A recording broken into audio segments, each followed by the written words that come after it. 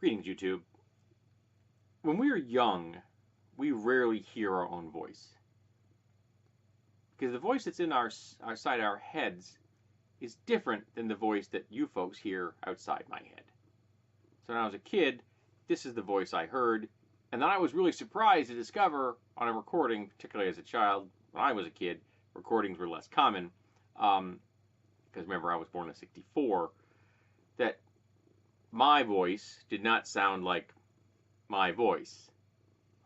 And we all experienced it at some point in our lives. And it actually is something I encountered more than once growing up. And I just kind of chalked it up to the fact that that's just how humans are.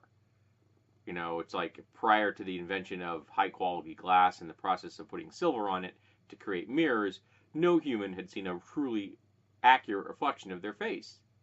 So people had spent, there were 200,000 years of humanity that had never seen a true reflection of their face. Kind of weird to think about that, but it's true.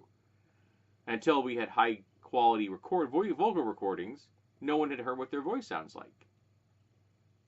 But eventually we had them, and people tended to encounter like, well, that's what my voice sounds like. I can remember even saying that. But while I was preparing to do the video for my 10th anniversary, I'd kind of running it through my head what I wanted to say. I knew it was not going to be quite what I wanted, but that, it is what it is. A thought occurred to me that somewhere along the lines of spending a decade doing this, the voice in here and the voice that you're listening to right now became the same voice.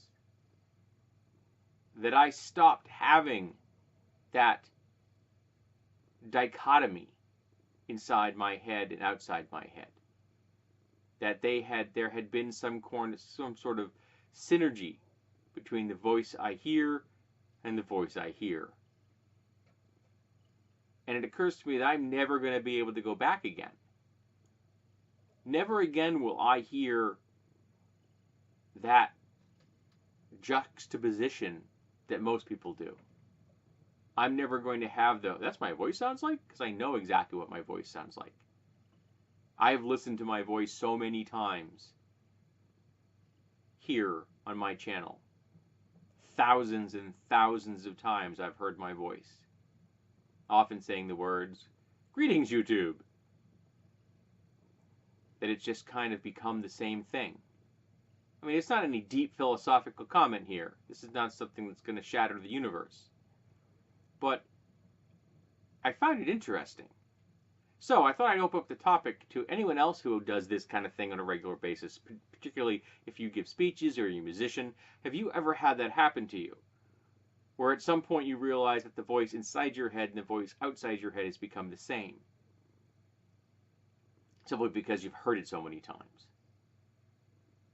Or are there other examples for this? Where in a situation where people are not normally encountered some aspect of their lives, that over time the internal world and the external world fuse into the same one. I'm having a hard time thinking of it at the moment. Maybe some people who do some kind of visual arts might have experienced this kind of thing. I'm not sure.